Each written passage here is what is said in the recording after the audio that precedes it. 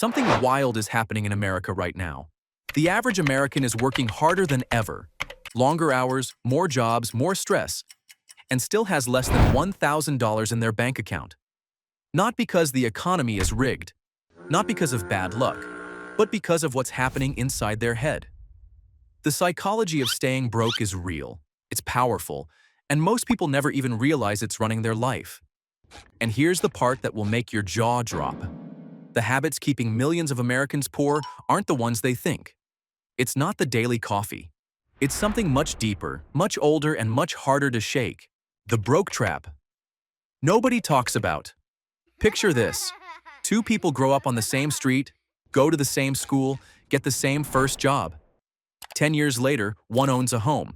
The other is still living paycheck to paycheck, wondering where all the money went. Same starting line. Completely different finish. The difference isn't income. Studies show that most lottery winners go broke within 5 years of winning. People who get huge windfalls, inheritances, bonuses, settlements, often end up right back where they started. Why? Because the money wasn't the problem in the first place. The problem is the mental programming running in the background. The invisible beliefs about money that were wired into most Americans before they even hit middle school. And once those beliefs are in there, they're incredibly hard to spot. Because they don't feel like beliefs. They feel like facts. This is where the psychology of staying broke begins. Broke is learned, not given. Nobody is born broke. But a lot of people are taught to be. It starts young.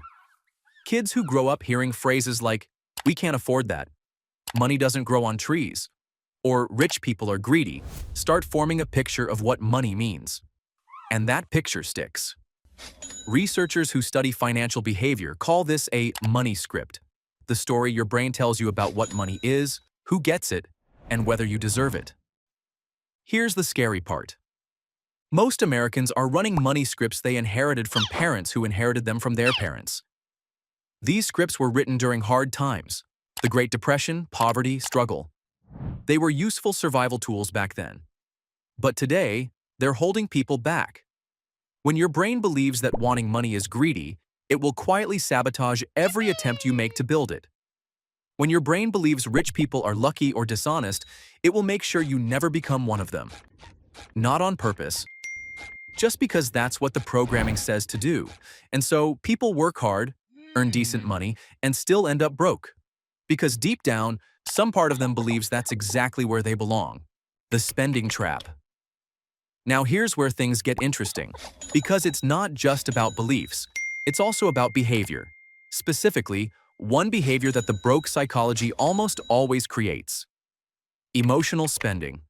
Americans spend billions of dollars every year buying things they don't need, to feel better about problems money can't fix. A bad day at work turns into a new pair of shoes. An argument at home turns into a DoorDash order. Stress, boredom, sadness, all of it gets treated with a credit card. And the spending works, for about 20 minutes. Then the guilt hits. And what do people do when they feel guilty? They spend again to feel better. It's a loop, a very expensive loop. But here's what makes it worse. The American marketing machine is built specifically to exploit this loop. Every ad, every sale, every limited time offer is engineered to trigger an emotional response and push people to buy before their brain can say, "Wait a second."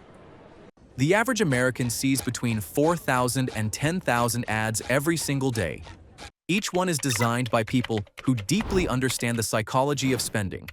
And most people walk through life thinking they're making their own choices, when really they're just responding to triggers they don't even notice.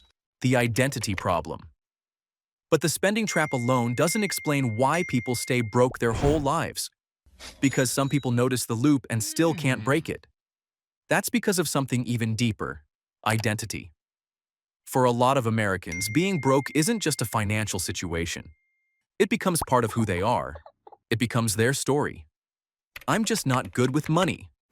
People like me don't get rich. I'll never figure this stuff out. Once being broke becomes part of your identity, your brain works overtime to protect it. Because the brain hates being wrong about who you are. So when an opportunity shows up, a chance to invest, a side income, a smarter financial decision. The broke identity talks you out of it. It says that's not for you. It says you'll probably just mess it up anyway. Psychologists call this self-concept maintenance. Basically, people do things that match the story they believe about themselves. Change the story, and the behavior changes with it.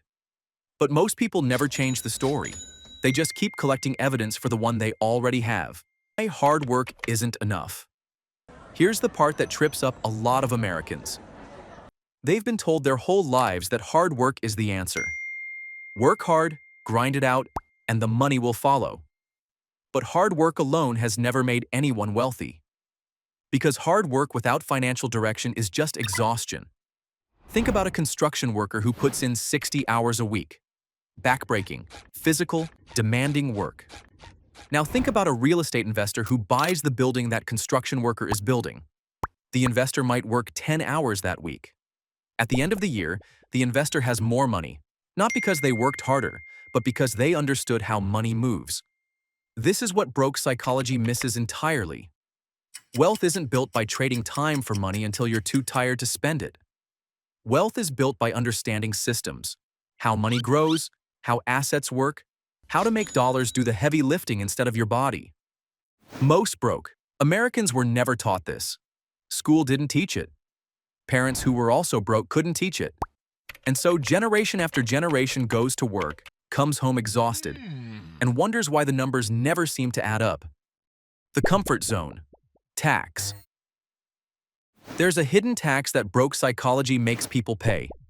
It's called the comfort zone tax. Here's how it works. Staying in a familiar financial situation, even a painful one, feels safe. Trying something new feels risky, so people stay put. They keep the job they hate because at least they know what the paycheck looks like. They avoid investing because what if they lose money? They skip the business idea because what if it fails? Every single one of those decisions has a cost. Not a cost you can see on a receipt, but a real cost.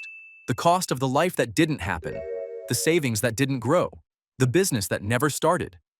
People who stay broke often believe they're playing it safe.